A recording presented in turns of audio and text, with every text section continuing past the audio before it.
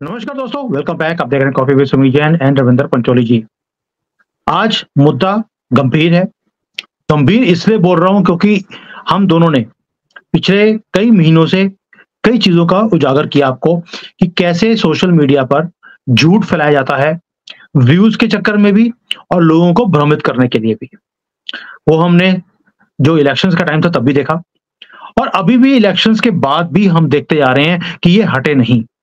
2 बहुत बड़े पिलर थे, योगी जी एंड मोदी जी। दोनों को ध्वस्त करने की कोशिश की गई। अभी और भी पिलर्स हैं बीजेपी के अंदर, सनातनियों के, जिन्हें ध्वस्त करने की कोशिश की जा रही है। उन्हें लगता है कि अयोध्या हमने जीत लिया, तो अब हम इनके पूरे के पूरे स्ट्रक्चर को तोड़ कर रख देंगे। उसके ऊपर कुछ टिप्पणियां हैं, कुछ क्लैरिफिकेशंस हैं, जिसके लिए रविंदर जी अब बात करेंगे, क्योंकि अंदर की बात ये जानते हैं कि कौन-कौन से ऐसे झूठ हैं जो हमारे चीज़ों को, हमारे ज़हन को, हमारे मन को खराब कर सकते हैं और हम उस चीज़ों में फँस भी सकते हैं। और रविंदर जी, सबसे पहले जय श्री राम और स्वागत है जय श्री राम, दोबारा जय से इस शो भारत। में। सर, बहुत झूठ है, बहुत वीडियोज़ हैं। मैंने देखा पूरा सोशल मीडिया भरा पड़ा है, ऐसी-ऐसी चीज़ें हैं जो मैं खुद सुनकर हैरान हूँ। और उसमें जो सबसे ज़्यादा चौंकाने वाली बात मुझे लगी, वो थी कि अमित शाह ने जानबूझकर योगी जी को हराया है। सर, इसके पीछे ये कहाँ से शुरू हुई है? और इसलिए लोग जोड़ते हैं आंकड़ों को क्योंकि अरविंद केजरीवाल ने भी इसको उजागर किया था कुछ दिन पहले कि मोदी जी आपका उत्तराधिकारी कौन है? वो अमित शाह है या योगी जी हैं? ये ऐसे ही तो नहीं निकला है और इसलिए लोग 1 प्लस 1 कर रहे हैं। क्या है इसके पीछे सच्चाई? देखिए, सच्चाई कुछ नहीं है। ये फेक नैरेटिव फैलाया था जैसे इन्होंने कि ओबीसी और एससी-एसटी का आरक्षण खत्म कर देंगे, संविधान में परिवर्तन कर देंगे। जबकि उन्होंने क्लैरिफिकेशन दिया पर काफ़ी लेट हो गया कि भई हम ओबीसी के जो आरक्षण है उसमें से जो मुस्लिमों का कोटा ओबीसी का कट करके मुस्लिमों को आरक्षण दिया उसको खत्म करेंगे। तो वो एक जो फेक नैरेटिव चला है तो ओबीसी और जो आपका एससी-एसटी थे वो कट गए बीजेपी से। यूपी में इसका प्रभाव ज्यादा रहा।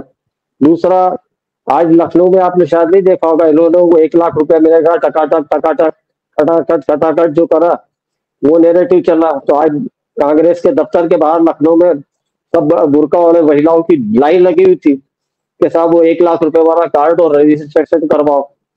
तो वो सारे भागते फिर रहे थे। तो ये फेक नैरेटिव चलाया था। और ये जो कह रहे हैं आपके, आपने क्या पूछा था प्रश्न फिर से दोहराइए।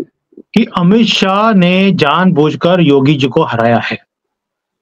हाँ, ठीक है। ये किसने कहा? ये सोशल मीडिया के चैंपियंस ने, पॉपकॉर्न जैसे जो उछलते रहते हैं इन लोगों ने। ये क्या वहां मीटिंग में थे पार्लियामेंट्री बोर्ड की, उसमें बाहर मोबाइल रखवा लिए जाते हैं, एक पत्ता नहीं खड़क सकता है और इधर की बात उधर नहीं जाती है। मीडिया वाले रोते रहते हैं कि हमको पता ही नहीं चलता कि आपके यहाँ कौन मिनिस्टर बनेगा और कब हट जाएगा। तो ये जो सोशल मीडिया के चैंपियन बैठे हैं सो कॉल्ड और राष्ट्रवादी, तो जो अब फिर वापस अपनी वाले पे अपने असली रंग दिखाना शुरू कर दिया जरा से मोदी कमजोर हुए हैं, तो ये उन लोगों की उड़ाई हुई अफवाह है। इस अफवाह में कोई दम नहीं है। कोई भी ऑर्गेनाइजेशन में व्यक्तिगत झगड़े हो सकते हैं, इसमें कोई बहुत बड़ी बात नहीं। व्यक्तिगत डिफरेंस ऑफ ओपिनियन होता है, सब जगह होता है, क्योंकि सब में अकल है। ऐसा तो है नहीं कि एक ही अकलमंद है और बाकी सब बेवकूफ है। पर ऑर्गेनाइजेशन की जहां बात आती है, बीजेपी सारे मतभेद बुला के एक हो जाती है। एक उदाहरण दे देता हूँ आपको, शिवराज सिंह चौहान का। उनको मुख्यमंत्री पद से हटाया गया, उसके बाद वो छिंदवाड़ा में जुटे थे। ये लोग भूल गए, जो छिंदवाड़ा की सीट 40 साल से नहीं जीत पा रहे थे, वो छिंदवाड़ा की सीट भी जीत थी। तो यहाँ पे ऑर्गेनाइजेशन पहले है, व्यक्ति बाद में है। व्यक्ति आते जाते रहते हैं, ऑर्गेनाइजेशन स्थायी है। तो सबसे पहले तो ये गलतफहमी लोग दूर कर ले कि कोई ऑर्गेनाइजेशन को नुकसान पहुंचाने वाला काम करेगा। तो ये अमित शाह और मोदी के बीच में रिफ्ट पैदा करने का ये जो खेल खेल रहे हैं, ऐसा कुछ भी नहीं है। क्योंकि पार्लियामेंट्री बोर्ड में एक अकेले अमित शाह या नरेंद्र मोदी नहीं है, योगी जी भी थे, शिवराज सिंह चौहान भी, देवेंद्र फडणवीस, ऐसे सारे लोग थे। सब लोगों के बीच में बैठ के डिस्कशन होता है। और उस डिस्कशन में मैं आपको बता देता हूँ, ये तो अंदर की बात क्या बताते हैं, मैं आपको अंदर की बात बता देता हूँ कि उसमें सबसे कम अगर कोई आदमी बोलता है तो मोदी जी बोलते हैं। मोदी जी फीडबैक ले लेते हैं कि भाई आपको लगता है कि कैंडिडेट पक्का है, यू आर श्योर, आपकी जवाबदारी है, आपका स्टेट का बंदा है, आपने लिस्ट दी, काम आपको करना है, ठीक है, आप नाम इसका दे रहे हैं तो मैं अप्रूव करता हूँ। इस तरह से चलता है। ऐसा जो लोग कहते हैं कि मोदी डिक्टेटर है और बिल्कुल उनका जो बोल दिया वो पत्थर की लकीर हो जाता है, ऐसा कुछ भी नहीं है। तो ये फेक नैरेटिव चला रहा है और इसमें कोई दम नहीं है। सर जो मुद्दा है वो मुद्दा क्या होता है, जो लोग बोलते हैं, दूसरा मुद्दा ये है कि अमित शाह को लगता है कि योगी जी का स्टेटस बहुत बढ़ गया है। पूरे भारत में लोग बोलते हैं कि हमें योगी जी प्रधानमंत्री चाहिए। अब उनके स्टेटस को छोटा या उनके कद को छोटा करने के लिए उनके जो मंत्री थे, जो उन्होंने सजेस्ट किए थे योगी जी ने, ये भी बहुत ज्यादा सोशल मीडिया पे वायरल किया जा रहा है इन चीजों को, कि अमित शाह ने जानबूझकर ये काम किया ताकि योगी जी का स्टेटस कम हो और प्रधानमंत्री अगर मोदी जी रिटायर करेंगे उसके बाद अमित शाह अब दावेदार बन गए हैं प्रधानमंत्री बनने के। इसमें क्या सच्चाई है? देखिए, अमित शाह ऑटोमेटिक नंबर 2 है, उनको कोई क्लेम करने की जरूरत नहीं है। पार्टी में उनकी नंबर 2 की हैसियत है और वो नंबर 2 रहेंगे, मोदी जी के बाद उन्हीं का नंबर है। और योगी जी को हटाने के लिए अगर कुछ करना होगा तो वो अमित शाह बिना मोदी के इशारे के कुछ नहीं करेंगे। और योगी की पीठ पे नरेंद्र मोदी का पूरा पूरा हाथ है। ऐसा कहीं कुछ नहीं है, ये सिर्फ अब चूंकि ऐसा है ना कि जीतने वाले के तो 100 बाप हो जा, मतलब 100 बाप हो जाते हैं, हारने वाले का कोई बाप बनने को तैयार होता नहीं है। तो ये इस तरह का खेल चल रहा है कि भाई ठीकरा किसके सिर फोड़ा जाए। और जो शो कॉल जो 20-20 लाख के वो लेके बैठे हैं, व्यूवरशिप सब्सक्राइबर लेके बैठे हैं, उनकी तरफ से ये फैलाया गया। उसमें कुछ हमारे जो तथाकथित बोल रहा हो सो कॉल, वो राष्ट्रवादी इसमें शामिल हो गए हैं और इस फेक नैरेटिव को चला रहे हैं। ऐसा कुछ भी नहीं है। एक सर नैरेटिव और भी है, वो सारा वो भी अमित शाह के आसपास है। इस बार मोदी जी उसमें फ्रंट लाइन में है। उसमें ये भी बोल रहे हैं कि मोदी जी इतने नाराज हैं जो कुछ अमित शाह ने जानबूझकर किया है यूपी में, कि अब वो उनका नाम भी लेना पसंद नहीं करते। और जो उन्होंने स्पीच दिया है कार्यकर्ताओं के बीच में, उन्होंने सबको थैंक्स किया, अमित शाह का नाम भी नहीं लिया, जबकि पहले उन्होंने 2014 में 19 में उनका नाम लिया था। मुझे याद नहीं पड़ता कि 14 में 19 में कब उन्होंने अमित शाह का नाम लिया था। वो कहते हैं कि तब तो हंस-हंस के बातें कर रहे थे अमित शाह के साथ। इस बार उनकी तरफ टेढ़ी आंख से भी नहीं देखा है। दैट मीन्स मोदी और शाह के बीच में भी एक रिफ्ट पैदा हो गई है। ये बहुत बड़े-बड़े जो अकाउंट्स हैं, उनकी बातें बता रहा हूँ आपको मैं। हाँ, ये अकाउंट्स तो वो ये भी कह रहे थे कि बीजेपी में मोदी से बहुत लोग नाराज हैं और मोदी को नहीं बनाएंगे और नितिन गडकरी मतलब ऑटोमेटिक चॉइस है, वो सबको साथ लेके चलेंगे। तो ये हर एक के अपने कैंप पे जो भी आता है राजनीति में, उसका एक एम्बिशन होता है कि वो आगे जाके प्रधानमंत्री बने। वो एम्बिशन कोई बुरा नहीं है। मैं भी जाऊंगा राजनीति में, अगर पार्षद बनूंगा तो सोचूंगा कि महापौर बन जाऊं, महापौर बन जाऊंगा तो सोचूंगा कि विधायक बन जाऊं, विधायक बन जाऊंगा तो मंत्री, मंत्री से मुख्यमंत्री। तो ये एम्बिशन तो हर एक के मन में रहता है। पर ये जो 240 जीत के आए हैं, ये मोदी के नाम पर जीत के आए हैं। गधे घोड़े खच्चर सब जीत के आ गए हैं। जिनके कोई जीतने की उम्मीद नहीं थी, वो भी मोदी के नाम पे जीत के आए हैं। मोदी जैसा पॉपुलर लीडर कौन है अभी बीजेपी में? कोई नहीं है। और जहां तक अमित शाह और मोदी के बीच में रिफ्ट का सवाल है, ये कोई प्रश्न उठता ही नहीं है। 40 साल से साथ में है ये लोग। अमित शाह को ऐसा कुछ करना होता तो अमित शाह अध्यक्ष थे। देखिए, अमित शाह जब अध्यक्ष थे तो नेचुरल है, तो अध्यक्ष को धन्यवाद देंगे। जेपी नड्डा अध्यक्ष हैं अभी, तो धन्यवाद उनको दिया है। राजनाथ सिंह थे अध्यक्ष, जब नरेंद्र मोदी चुनाव जीत के आए थे तो राजनाथ सिंह को धन्यवाद दिया था। वहां पे क्या अमित शाह मौजूद नहीं थे जब मोदी कार्यकर्ताओं को धन्यवाद देने आए? मौजूद थे। एक तो ये क्या है, ये सारे लोग ये क्लेम करते हैं कि हम बड़े क्लोज हैं और हमको अंदर तक की खबर है। मोदी और शाह की क्या बीच में बात होती है किसी को नहीं पता है। पूरे चुनाव में या नॉर्मल डेज में भी अगर दोनों नहीं मिलते हैं तो रात को अगर 1 बजे भी फ्री होते हैं अमित शाह मोदी जी के घर जाते हैं और 1 से 1.5 घंटा 2 घंटा उनकी बात होती है, ये आपको मैं बता देता हूँ। तो उन दोनों के बीच में कोई ऐसी रिफ्ट नहीं है, कहीं कुछ भी नहीं है। सर एक बहुत बड़ा एक और खुलासा भी हुआ है बहुत बड़े वही यूट्यूब सोशल मीडिया के ऊपर कि आरएसएस ने इस बार हाथ खींच लिया क्योंकि नड्डा जी ने बोल दिया था हमें आरएसएस की जरूरत नहीं है और उसका प्राइस भी बीजेपी को पे करना पड़ा क्योंकि उनका कार्यकर्ता बाहर नहीं आया। इस तथ्य में भी क्या सच्चाई है? अगर कार्यकर्ता बाहर नहीं आता तो मध्य प्रदेश में भी नहीं आता, उड़ीसा में भी नहीं आता, गुजरात में नहीं आता। भाई ये थोड़ा तो सोच के बोला करे। अगर नाराज था तो कहीं भी निकल के नहीं आता, फिर तो सब जगह मार खाते। मतलब वो सामने वाले लॉजिक नहीं लगाते हैं, जो सोशल मीडिया पर किसी ने फेल दिया उसके मन में जो आया और उसको लेके जैसे कौवा कान ले गया, कौवा कान ले गया। कान देखते हैं नहीं कि भाई कान अपनी जगह है क्या नहीं, वो कौवे के पीछे दौड़ लगाना शुरू कर देते हैं। सोशल मीडिया का चलन इस तरह का हो गया है सर। लेकिन जो आज तक अभी तक जो लोगों के हलक के नीचे चीज नहीं जा रही कि इतने बड़े बड़े फैसले इतने बड़े बड़े काम करने के बाद भी मोदी जी 250 सीटें भी नहीं लेकर आ पाए, एनडीए 300 भी पार नहीं कर पाया। ये चमत्कार या ये अनहोनी ये हो कैसे गई, ये अभी तक लोगों को समझ नहीं आ रहा। इसलिए ये सारी जो मैंने आपसे बातें बोली हैं ये सोशल मीडिया पे फैलाई जा रही हैं और आग की तरह फैल रही हैं। ये इसलिए फैलाई जा रही है, ना 250 हुए ना 300 हुए। नहीं तब उसकी वजह क्या होता है? नहीं अब इससे क्या फर्क पड़ता है?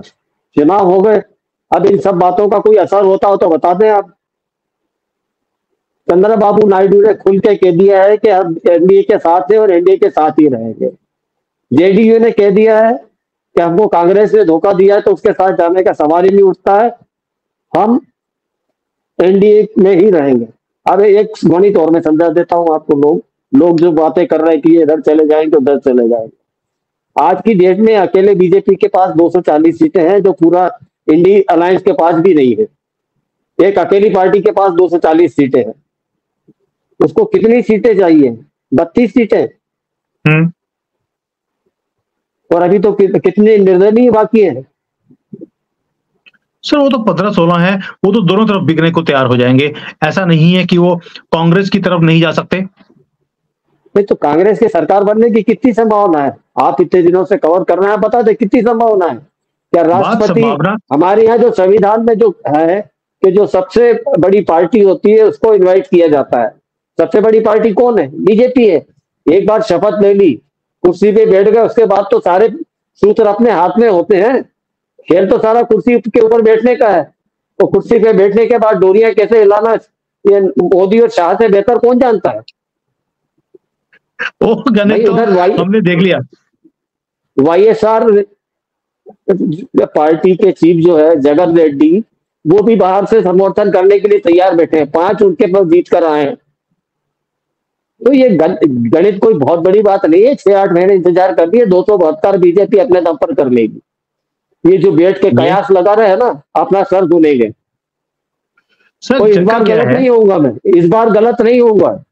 ये बात तो मैं खुद बोलता हूँ कि अगले 6 महीने में 272 पार हो जाएगा। हमारे दोगले हिंदुओं ने दिया है, ये दोगले हिंदुओं ने धोखा दिया है। ये सिर्फ एक मेरे से भी बड़े बड़े पंडित है जो पता नहीं कितने धुरंधर पत्रकार है, वो सारे फेल हो गए। पर बाकी मैंने जितनी बातें कही सब सही हुई है। उड़ीसा का कोई नहीं मान रहा था कि उड़ीसा में सरकार बना लेगी। उड़ीसा में बीजेपी ने पहली बार आजादी के बाद सरकार बनाई है। तो 20 वहां पे 21 सीटें, उसमें से 20 मेंबर ऑफ पार्लियामेंट जीत के आए हैं वहां से। सर लेकिन एक चीज और है, जो ये गठबंधन की सरकार बनेगी इसके अंदर एक और चीज यार, एक नैरेटिव जो बहुत वायरल हो रहा है आज का ही, वो ये है कि चंद्रबाबू नायडू ने हाँ कर दिया है। शर्तें रखी हैं, 6 शर्तें हैं कि 6 मुझे कैबिनेट मंत्रालय चाहिए। उसके अंदर सबसे बड़ा ये है कि फाइनेंस मिनिस्ट्री चंद्रबाबू नायडू को चाहिए। तमिलनाडु के लिए उन्होंने स्पेशल स्टेटस मांग लिया। सारे जो कर्जे हैं उन्होंने माफ करवाने के लिए बोल दिया कि हमारे स्टेट के ऊपर जितने कर्जे हैं आपको माफ करने पड़ेंगे। और साथ में बड़े बड़े मंत्रालय मांग ली हैं, इवन की लोकसभा की सीट भी मांग ली है।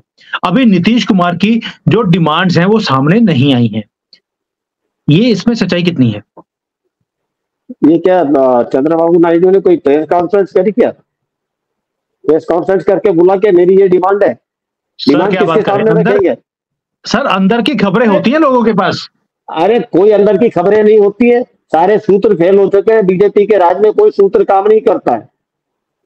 चंद्रबाबू नायडू को बात करना होगा तो नरेंद्र मोदी से बात करेगा, मुझसे या ये जो यूट्यूबर बैठे हुए हैं, चवन्नी छाप, सिद्धि मीडिया, इनसे बात करेगा कि मैं मोदी जी से ये कहने वाला हूं, मुझे 6 मंत्रालय चाहिए और ये चाहिए वो चाहिए।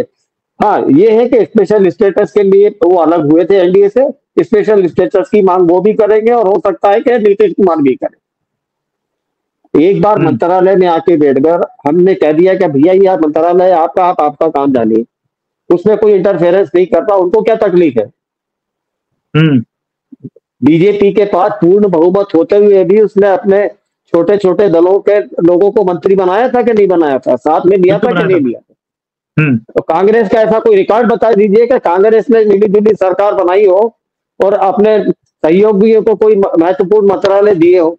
नीतीश कुमार को रेल मंत्रालय जैसा महत्वपूर्ण मंत्रालय दिया था, ममता को दिया था। ये बीजेपी का इतना बड़ा दिल है, कांग्रेस ने कभी दिया किसी को? बात कांग्रेस की नहीं है, बात यह है कि इस बार जो डिमांड्स हैं उसकी लिस्ट बहुत लंबी है, बहुत भारी है और आत्मनिर्भर बोलने वाला आदमी आज खुद 2 बाबुओं के ऊपर निर्भर हो गया है। आप सोचकर देखिए, क्या टाइम था, मोदी जी ने बिल्कुल बहुमत में काम किया है, अपनी चलाई है। आज दूसरों के सर के ऊपर अपनी गवर्नमेंट को चलाना पड़ेगा और जो बड़े-बड़े वादे जिन्होंने बोला था कि खटाखट काम आएंगे, अगले 100 दिन में चैन नहीं मिलेगा, उन सारे वादों का क्या होगा सर? सारे वादे पूरे होंगे, क्यों नहीं होंगे? निर्णय लेने के लिए थोड़ी रोकेंगे ये। सर उसको निर्णय लेने के लिए आपके पास नंबर्स भी चाहिए। आपने बोला कि अब यूसीसी लागू करेंगे, उसके लिए आपको पार्लियामेंट से परमिशन लेना है, कुछ भी करना है। न्याय जो जो इन्होंने चेंज करना था सारा का सारा सिस्टम न्यायपालिका का, उसको करने के लिए आपके पास नंबर्स कहाँ हैं? क्यों? नंबर की क्या कमी है? लोकसभा में एनडीए का बहुमत है, राज्यसभा में ऑलरेडी है, दोनों ही जगह तो पास करवाना है ना। फिर क्या दिक्कत है? नहीं, आपको लगता है कि जो ये गठबंधन के लोग हैं, क्योंकि ये भी एक भ्रम है या एक वीडियोस बनाई जा रही हैं कि अब कोई भी चीज पास नहीं होगी। आज बहुत बड़े जो बुद्धिजीवी हैं उनसे मेरी बात हो रही थी वीडियो के ऊपर, उन्होंने मेरे से रिकॉर्डिंग भी करी। उन्होंने बोल दिया कि अब कोई भी बिल पास नहीं होने देगा ऑपोजिशन, जितना मर्जी गवर्नमेंट जोर लगा ले और जो वो चाहेंगे वही पास होगा, बाकी पास नहीं होंगे। वो नीतीश कुमार को और इनको ऑलरेडी उन्होंने अपने पाले में कर लिया है। ये बातें भी शुरू हो गई हैं सोशल मीडिया के ऊपर। सोशल मीडिया की गप्पों पे मत जाया करिए। जमीनी हकीकत से जो भी आपके जो सो कॉल्ड बुद्धिजीवी है, एक तो ये जो बुद्धिजीवी लोग हैं इसी ने तो हिंदुस्तान को बर्बाद किया है। इनके हमेशा हिंदू विरोधी, देश विरोधी विचार रहते हैं। मैं उनको नहीं जानता आपने किसके साथ लिया है, मैं उनको कह रहा हूं कि मेरे साथ कभी बहस कर ले बैठ के। देखिए सर, आप जो तथ्य कह रहे हैं उसके पास सबूत क्या है आपके पास के ऐसा होगा? अरे आप बोलते रहे कि 370 नहीं बदलेगा, राम मंदिर नहीं बनेगा, फला नहीं होगा, ढिका नहीं होगा, सब आप बोलते रहे, सारे हो गए कि नहीं हो गए? सर अब ये इन्होंने हारने के बाद इन्होंने कुछ तो सबक लिए हैं कि कहाँ गलती हो गई हमसे। और आपको मैं बता दूं, आपको एक और बात बता दूं, जिन्होंने वोट नहीं दिए हैं, जिनको इतना करने के बाद वोट देते ही नहीं है, अब वो भी होशियार हो जाए कि अगर अब वो समझते हैं कि उनके पीछे कोई नोटा लेके घूमेगा तो वो अब स्थिति आने वाली नहीं।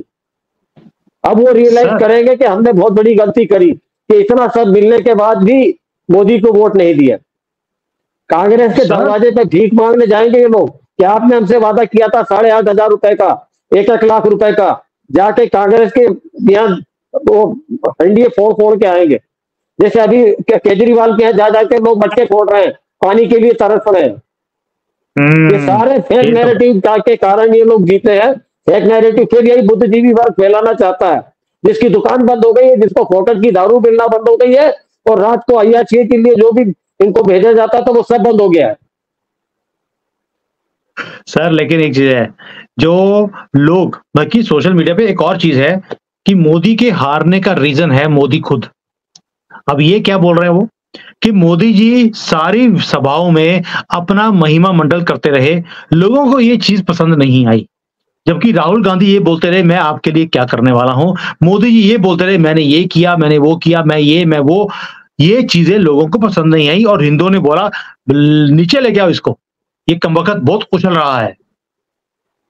देखिए एक बात बताएं, आप इस ऑर्गेनाइजेशन में हैं, आप अपने अचीवमेंट नहीं बताएंगे कि मैंने ये किया, मैंने ये किया है। आप हमारे प्रोफाइल में क्या डालते हैं? यस, मैं तो सर मैं भाई अपनी बात नहीं मुझे कर रहा हूं, जो नहीं मुझे सारी नहीं, चीजें मुझे आई हैं। मैं आपको उदाहरण देके बता रहा हूँ। मैं आज कहीं जाता हूँ, सोशल मीडिया पर डालूंगा तो अपना सारा अचीवमेंट डालूंगा कि नहीं डालूंगा कि ये मेरा अचीवमेंट है। मुझे जनता से कम्युनिकेट करना है, और बहुत से लोगों को पता नहीं है कि मोदी ने कितनी स्कीम चलाई है, क्या चलाई है। तो मैं नहीं कहूंगा कि मेरी सरकार ने ये चलाया, मेरी सरकार ने ये किया है। इसमें कौन सी गलत बात है? सरकार किसकी थी? सरकार का हेड कौन था? मोदी जी थे ना। सैमसंग का हेड कौन है? XYZ है, समझ लीजिए। सैमसंग की प्रगति होगी तो नाम किसका होगा कि यार वो हेड है, सैमसंग का बॉस है। अरे इतनी सी कॉमन सेंस की बात लोग नहीं समझते हैं। सोशल मीडिया पे पता नहीं क्या क्या बकवास करते हैं, मुझे तो समझ में नहीं आता, और लोग उनके लपेटे में आ जाते हैं। सर देखिए, दो चीजें हैं जिसको वो फोकस करते हैं कि मोदी जी बार बार बोलते रहे मोदी की गारंटी है, ये होकर रहेगा, इनकी गारंटी पे विश्वास है या मेरी गारंटी पे विश्वास है। ये लोगों को पसंद नहीं आया। ये सोशल मीडिया पे बड़े बड़े बुद्धिजीवी जिनके मिलियंस ऑफ व्यूअर्स हैं उन्होंने बोला है। दूसरी चीज एक और बोली है, मोदी जी ने बोला है कि मैं पलट कर वार करता हूं, मैं इंतजार नहीं कर सकता, इन सबको चुन चुन के अंदर करूंगा। ये भी लोगों को पसंद नहीं आया, यानी कि चोर चक्कों को अंदर करेंगे, ये लोगों को पसंद नहीं आया। इसलिए मोदी जी को सीधा करने के लिए कि बहुत उछल रहे हो, तुम्हारे पर काटने से पड़ेंगे, हिंदुओं ने दिखा दिया कि ये है हमारी पावर, तुम्हारी पावर हमारे कारण है, तुम्हारी खुद की कोई पावर नहीं है। ये बुद्धिजीवी बता रहे हैं अपनी वीडियोस के अंदर। मेरा तो ये कहना है, ये जो कह रहे हैं उनके पर कटने की तैयारी हो रही, इसलिए वो बिलबिला रहे हैं कि अब हमारे ऊपर हमको क्रश करेंगे। ये सारे फेक नैरेटिव वो फैला रहे हैं जो डरे हुए हैं। जो अपराध, जिन्होंने अपराध किया है उनको डर है, जिन्होंने नहीं किया उनको डर क्या है। और हिंदू हिंदू बोलेगा मोदी को हटाएंगे, अरे तो बाकी स्टेट में भी हटा देता ना, हरवा देता। देखिए यूपी में स्थिति क्या है, अगर ऐसा ही था तो बिहार में तो घोर जातिवाद चलता था, वहां 30 सीटें कैसे आ गई? पॉइंट है भाई। और नीतीश कुमार को जीवन दान मिल गया, उनका तो पॉलिटिकल कैरियर खत्म हो रहा था। उनकी पार्टी टूट रही थी, उनकी पार्टी के लोगों ने कहा था कि आप बीजेपी के साथ जाइए, नहीं तो हम हार जाएंगे, और अगर आप नहीं बीजेपी के साथ गए तो हम पार्टी छोड़ के बीजेपी में शामिल हो जाएंगे। तो जिस पार्टी के नेता को दबाव में आना पड़ा, और आज अगर नीतीश कुमार पलटी खाएंगे तो आधे से ज्यादा टूट के उनके मेंबर ऑफ पार्लियामेंट बीजेपी में चले जाएंगे। इन लोगों से कहिए कुछ पढ़ा लिखा करिए, कुछ गुनाह करिए, ऐसे पेट की गैस मुंह से निकाल दे और फिर हवा फैला बदबू सारे सोशल मीडिया पे वो काम करना बंद कर दें। सर क्या करें, मिलियंस ऑफ व्यूअर्स है तो गंदगी तो फैलेगी और फैलती भी है, और इसलिए मैं बार बार ये चीज लोगों को क्लियरिफाई करने की कोशिश कर रहे हैं कि ऐसा है नहीं है, क्या सच्चाई है इसके पीछे। और एक काम और है जो ये बोलते हैं कि जो कार्यकर्ता हैं वो उनके अंदर इन्होंने कांग्रेस के कार्यकर्ता, आम आदमी पार्टी के कार्यकर्ता, इन सबको जोड़ लिया और उन लोगों ने आकर एक ऐसा काम किया विभीषण वाला कि घर का भेदी लंका डाई वाला काम किया। वो अंदर आए, स्ट्रेटजीज देख ली बीजेपी की और जाकर बता दिया कांग्रेस को कि इनकी ये स्ट्रेटजी है, उन्होंने उसका तोड़ निकाला। इसके पीछे क्या सच्चाई है सर? फिर वही बच्चों वाली बात है, अपनी स्थिति यदि मोदी और शाह किसी को बताते नहीं, दोनों के अलावा किसी तीसरे को पता नहीं होता है कि कल ये क्या है। तो इन लोगों को सबको पता होता है, जो कल का आपके इसमें पार्टी में आया उसको बुला के कहेंगे बेटा सुन हम ये करने वाले, तू जाके राहुल गांधी को बता देना, केजरीवाल को बता देना। ये जो बोलते हैं लोग, उनकी बुद्धि पे तरस आता है कि भाई क्या खाते हो यार। अरे कोई बादाम खा तो थोड़ी अकल आएगी। मैंने ट्विटर देख लिया, फेसबुक देख लिया, मैंने सारे जो बुद्धिजीवी so called millions of viewers वाले और ये सबकी मैंने वीडियोज़ की जब देखा मैंने, तो सब एक ही बात बोलते हैं कि भई ये रीज़न्स हैं जिसके कारण अमित शाह के कारण मोदी जी हार गए यूपी में, योगी जी का स्टेटस डाउन हो गया, अभी अमित शाह जो है प्रधानमंत्री बन जाएँगे और सारी चीज़ें यही मंत्रिमंडल माँग लिया, यहाँ पे ये हो गया, वहाँ पे वो हो गया। ये सारा जो ये है, इनको अंदर की बातें पता लग जाती हैं, इनके पूरे सूत्र हैं। बाकी सूत्र इतने थे कि इनको चीफ मिनिस्टर कौन-सा बनने वाला है राजस्थान में, मध्य प्रदेश में, छत्तीसगढ़ में, इनको नहीं पता लगा। लेकिन ये सारी बातें इनको पता लगी क्योंकि मुझे लगता है कि कहीं न कहीं चंद्रबाबू नायडू और नीतीश कुमार इनके अंदर खेमे तक इनकी अंदर तक पहुँच है, सीधी बातचीत होती है, बहुत बड़े सर इन्फ्लुएंसर्स हैं ये लोग। तो मैं इसलिए आपसे पूछ रहा था क्योंकि हम तो नादान हैं, छोटे से बच्चे हैं, हमें कुछ पता नहीं लगता कि सच्चाई क्या है, झूठ क्या है। तो आपने आज पूरा क्लैरिफाई कर दिया। बड़े-बड़े प्लान जो लोग सोचते थे कि नहीं होंगे, आपने वो भी बता दिया।